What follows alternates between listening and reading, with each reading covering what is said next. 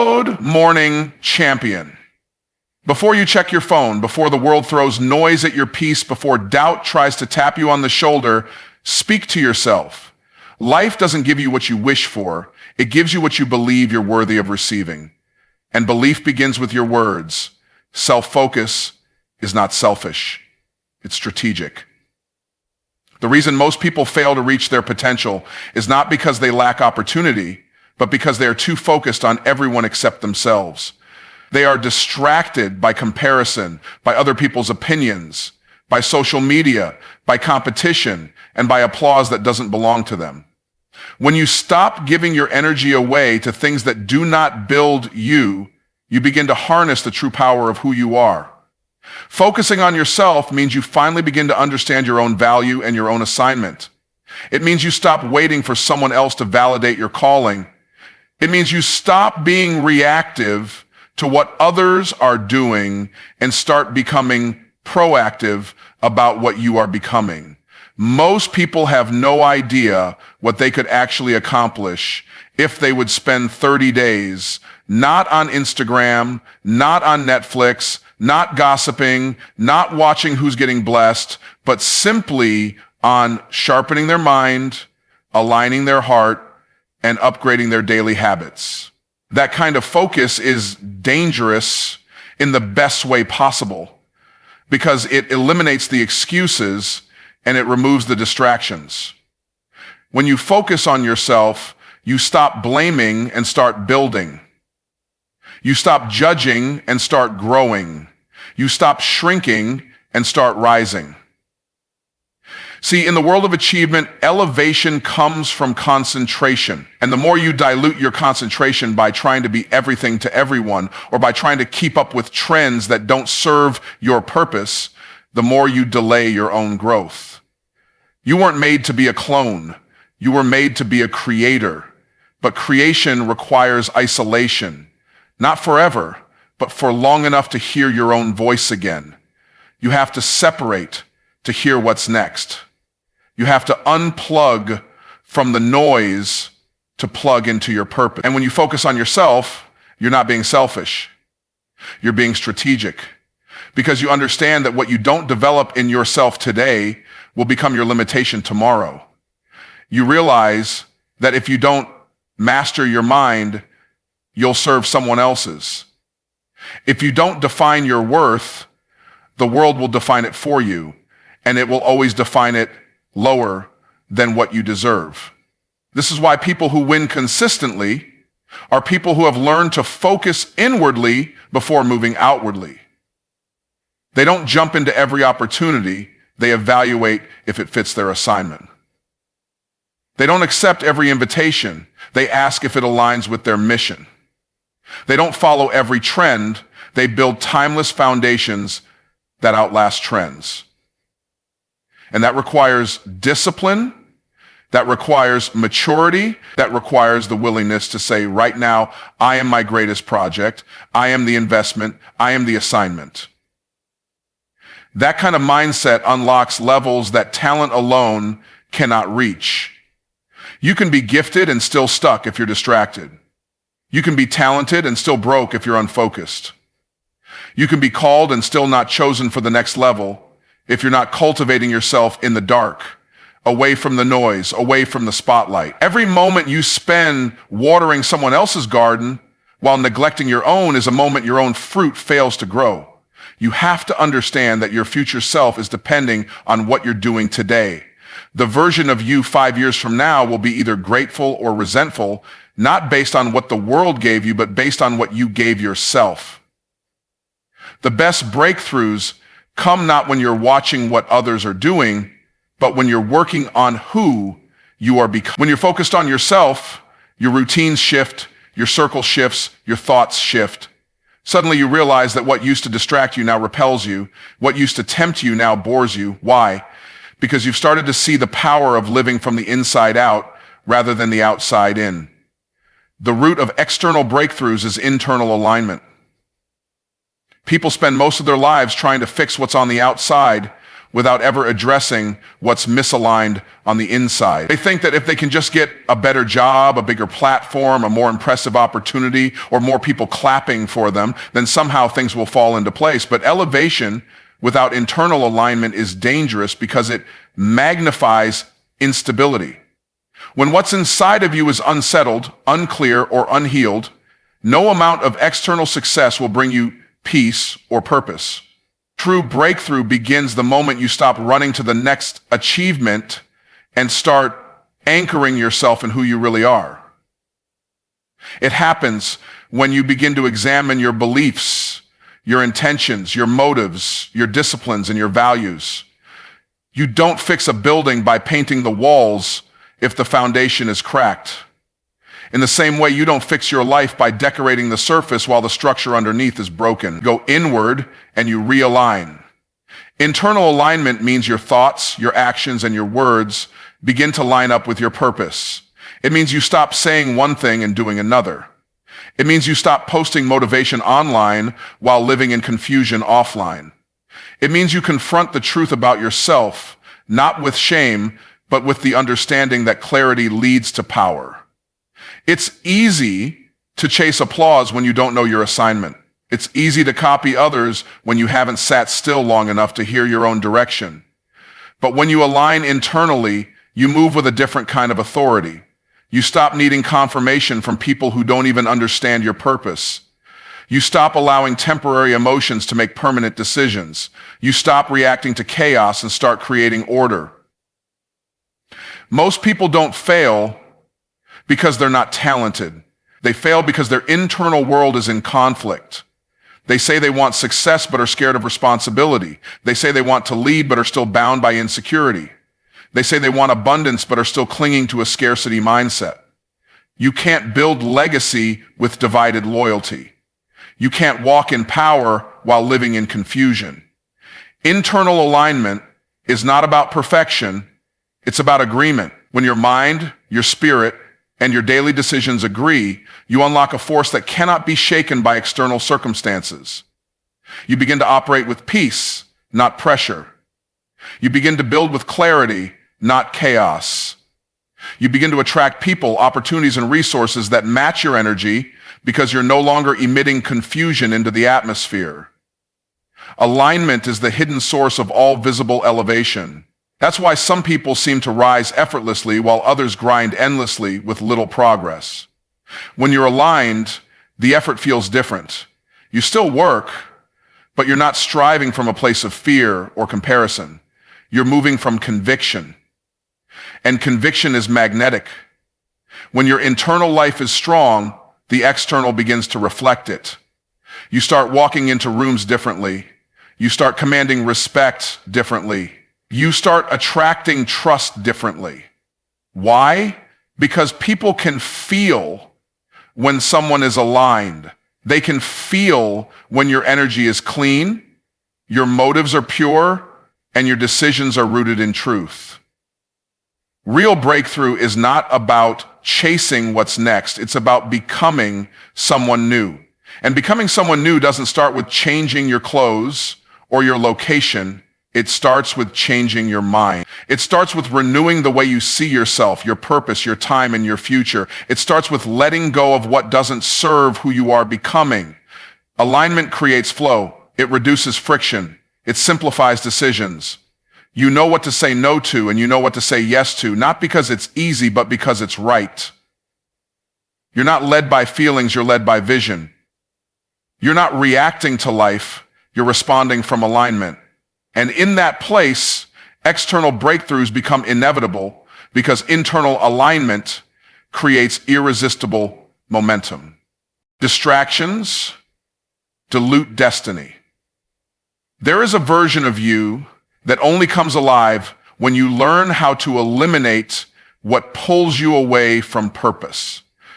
Every minute spent focused on something that doesn't serve your assignment is a minute taken from what could have grown your future. Most people don't miss their calling because of failure. They miss it because of focus. They aren't failing because they don't have potential. They're failing because they're paying attention to too many things that don't matter. It's not the big crises that often derail purpose. It's the small, constant distractions that chip away at your consistency. The phone that never stops buzzing, the opinions that never stop flowing, the comparisons that never stop rising in your mind. Destiny isn't stolen in a moment, it's eroded over time when you allow distractions to run your life instead of discipline. Distraction is a thief with a silent weapon. It won't always look like failure, it will often look like busyness. It will look like scrolling through everybody else's progress while your own dreams collect dust. It will look like saying yes to everything and everyone except what truly matters. It'll look like perfectionism disguised as preparation, when in reality, it's just procrastination. Distraction doesn't need to destroy you all at once. It just needs to keep you unfocused long enough to stop you from building what you were created to build. And when you train your mind to chase noise instead of nurture vision. You train your habits to revolve around the urgent instead of the important. And as time passes, you begin to confuse activity with achievement. Greatness requires focus. Legacy requires discipline. Impact requires intentional attention. You can't give your best to everything and expect to become excellent at anything. People who make a mark are people who learn to protect their attention like it's currency, because it is. Whatever gets your attention gets your energy, and whatever gets your energy shapes your results. You can't keep feeding distractions and expect your destiny to be well nourished. You can't keep entertaining nonsense and expect clarity to show up on demand. The clearer your focus, the more effective your execution. But clarity doesn't happen by accident. It happens by subtraction. It happens when you say no to good things so you can say yes to the right things. It happens when you delete what doesn't align and invest deeper in what does. People often ask how to stay motivated. The answer is not more inspiration, it's less distraction. When you're clear on your why and committed to your growth, motivation becomes a byproduct of focus. You start showing up not because it's easy, but because it's essential. You start choosing purpose over pleasure, discipline over drama, and progress over popularity. You start caring less about who's watching and more about what you're building. You become unavailable for gossip, for negativity, for chaos, for people who drain and don't pour. You become unavailable for anything that delays your assignment. And in doing that, you become powerful, not because you're louder, but because you're locked in. The truth is, most people already have what they need to start changing their life. They just haven't focused long enough to see the fruit. They plant one seed and expect instant results. But focus is what brings the harvest. It's what turns small efforts into massive returns. It's what transforms ordinary moments into defining ones. But that only happens when you learn how to quiet the noise and prioritize your path. When you become more committed to your calling than you are to your comfort, distraction loses its grip. You begin to notice how much time you used to waste on things that never mattered. You begin to reclaim your mornings, your thoughts, your calendar, your peace.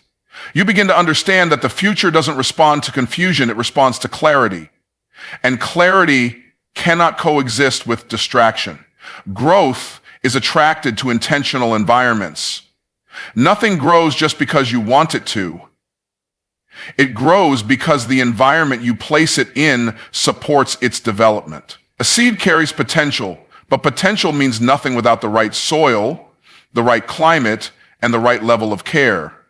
In the same way, your dreams, your talents, and your calling are seeds, and your habits, relationships, surroundings, and mindset are the environment.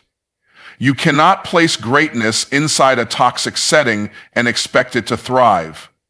You cannot ask for clarity in the middle of chaos. You cannot pray for peace while entertaining conflict. What you nurture is what will grow.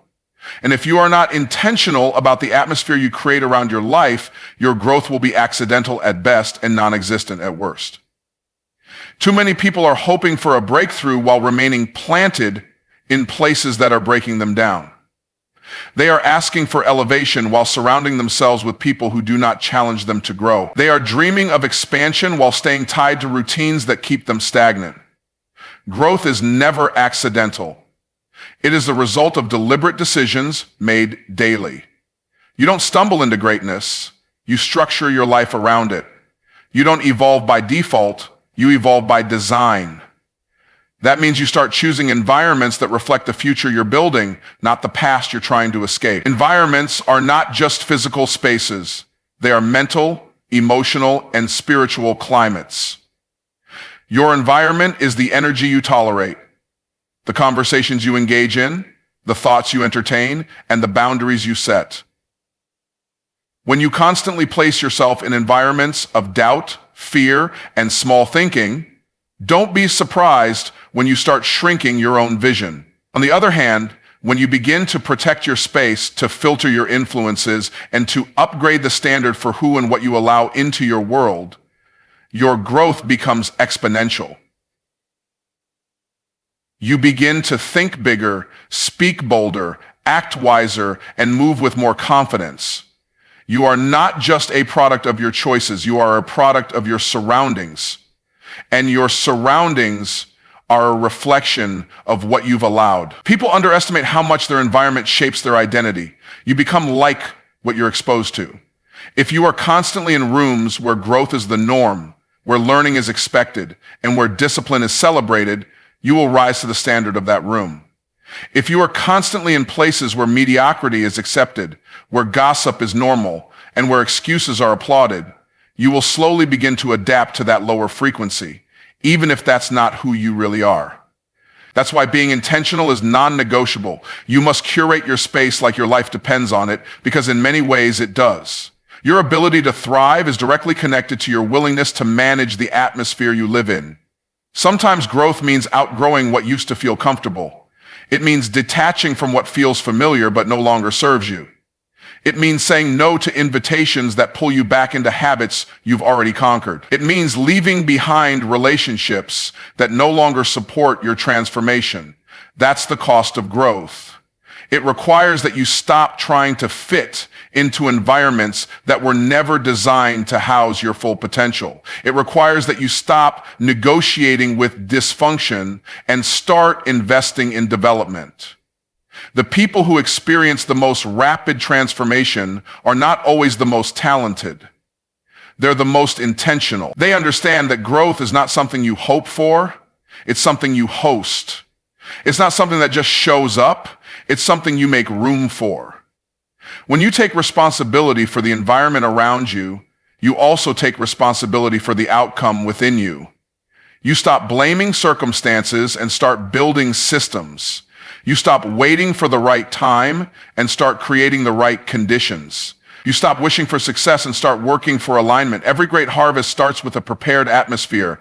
If you want growth, make room for it. Clean the soil, water the roots, eliminate the weeds, set the temperature, and then stay consistent enough for the process to unfold.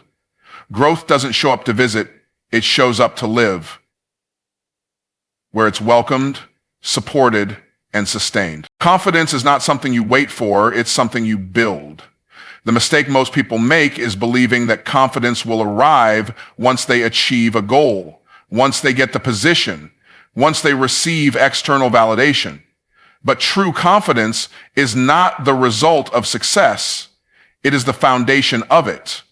Confidence is built in the process, not at the finish line. It's created through repeated action, through showing up even when you're unsure, through committing to progress even when the results aren't visible yet. Confidence doesn't come from pretending to be perfect.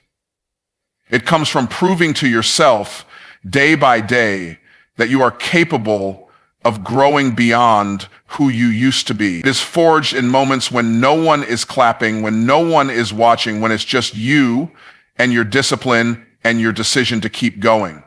What most people call confidence is really familiarity. They're only confident doing what they already know, what feels safe, what doesn't threaten their ego. But real confidence is built when you do what stretches you, what challenges your comfort, what demands courage over convenience, is built when you risk rejection, when you speak up even with a shaky voice, when you try again after failing. That's when your internal structure starts to solidify. You stop waiting for the room to approve you, and you start walking in with the mindset that you belong. You stop wondering if you're enough, and you start remembering that your worth is not up for negotiation. You become confident when your identity is no longer attached to outcome, when you can show up fully, not because you're guaranteed to win, but because you've already decided who you are, regardless of the result. When your sense of value is rooted in your principles, not in praise. That kind of confidence can't be shaken by opinions, setbacks, or seasons. It grows roots deeper than compliments. It survives disappointment. It is not ego, it is evidence. Evidence that you've done the work, that you've stayed the course, that you've kept your word to yourself. Confidence is built every time you keep a promise to your future. When you say you'll get up early, and you do. When you say you'll show up with excellence, and you do. When you set a goal and you work toward it, even if you're moving slower than you'd like. These small wins become the bricks of your belief. They begin to create a track record of integrity, and that track record speaks louder than any external praise ever could. Confidence is not about walking into a room thinking you're better than everyone. It's about walking in and not needing to compare yourself at all. It's about knowing you've done the work, you've faced the fear, you've trained in private so you can show up in public with power. Most people want the confidence of a champion without enduring the pressure of the training. But the pressure is where the power is born. Champions don't become great in front of crowds. They become great in the quiet, when they're practicing, when they're refining, when they're falling and getting back up. That's where the foundation is laid. And that's why real confidence cannot be faked. You can wear the right clothes, say the right words, post the right images, but if you haven't built the internal proof, insecurity will always expose the cracks when life applies pressure. Confidence is also contagious. When you walk in certainty, not arrogance, you give others permission to rise. You inspire people not just by what you do, but by how you carry yourself. Your energy teaches others how to carry their own vision. Your posture teaches people how to believe in themselves again. But that only happens when your confidence is built from within, not borrowed from trends or temporary applause. You don't have to be loud to be powerful. You just have to be real.